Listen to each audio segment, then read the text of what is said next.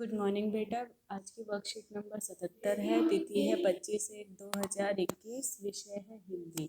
आज आपको बेटा आपकी कृतिका का एक पाठ है रीढ़ की हड्डी, जो कि एक एकांकी है। एकांकी होता है नाटक का एक अंक।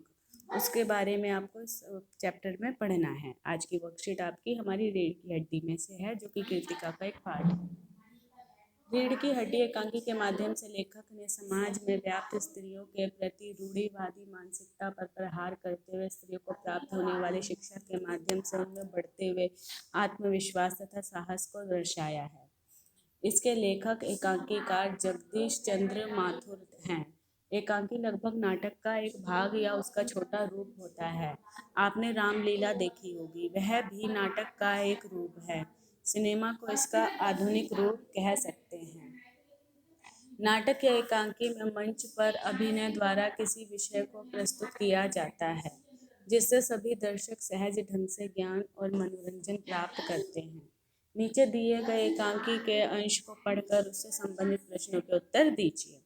बेटा कृतिका का एक पार्ट है रीढ़ की हड्डी, जिसमें ये सब कैरेक्टर है, और ये आप अपनी बुक में से एक बार पढ़ लीजिएगा।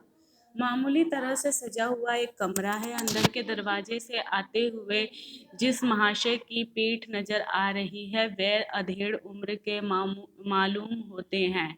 एक तख्त को पकड़े हुए पीछे की ओर चलते चलते कमरे में आते हैं। तख्त का दूसरा सिरा उनके नौकर ने पकड़ रखा है। बाबू, अबे धीरे धीरे चल, अब तख्त को उधर मोड़ दे, उधर, बस बस बस। नौकर, बिछा दूं साहब।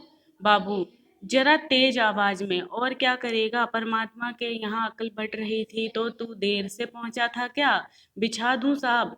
और यह पसीना किस लिए बहाया है?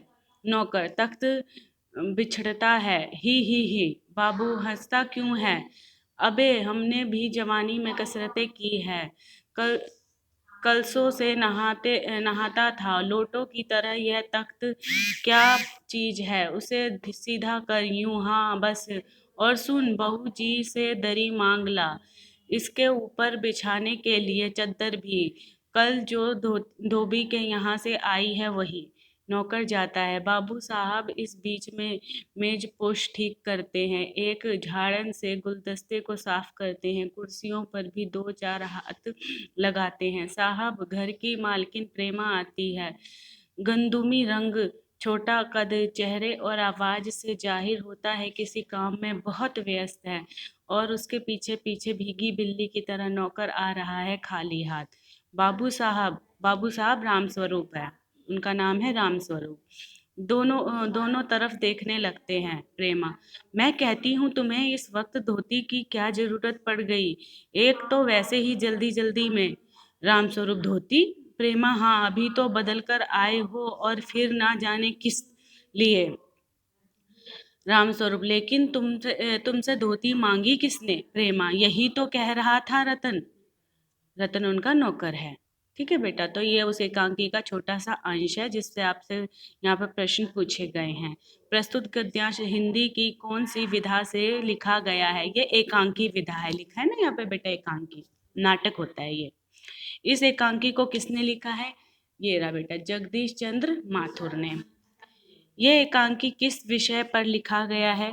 बेटा यह एकांकी जो समाज में स्त्रियों के प्रति जो ये था ना, ऊपर वाली लाइन है बेटा, स्त्रियों के प्रति रूढ़िवादी मानसिकता पर प्रहार करते हुए स्त्रियों को प्राप्त होने वाली शिक्षा के माध्यम से उनमें बदलते हुए आत्मविश्वास और साहस को दर्शाया गया है इस नाटक में, इस एकांकी में। इसके विभिन्न व्यक्तियों या पात्रों के नाम लिखिए। अभी यहाँ पर बेटा हमें दिखा है प्रेमा, राम स्वरूप और इनका नौकर रतन, 3 नाम आए हैं यहाँ पे, तो आप अभी वही नाम लिख दीजिए। और आप बुक में से देख सकते हैं, उसमें और भी नाम है। रीढ़ की हड्डी नहीं होना एक मुहावरा है जिसका अर्थ है स्वावलंबी नहीं होना है, किसी बात पर खुद का निर्णय नहीं ले पाना। इसका 2 वाक्यों में प्रयोग कीजिए। तो बेटा इसको आपको 2 वाक्य बनाने हैं इससे। जैसे कि राम की रीढ़ की हड्डी नहीं है, वह अपना निर्णय स्वयं नहीं ले पाता, या कोई एक और नाम दे सकते हो, अपना निर्णय लेने में असमर्थ है। इस प्रकार से आप साधारण से 2 वाक्य बना सकते हैं। आपने अपने आसपास किसी देखे गए नाटक, नुक्कड़ नाटक के बारे में लिखिए। बेटा जैसे कि है ना, आसपास छोटे मोटे नाटक होते हैं, तमाशा होता है, आपने देखा होगा, रामलीला देखी होगी, तो आप उस नाटक के बारे में ये लिख सकते हैं कि हमने ये वाला नाटक देखा था, इसमें ऐसा हुआ था। आप ये छोटा सा पैराग्राफ लिख दीजिएगा।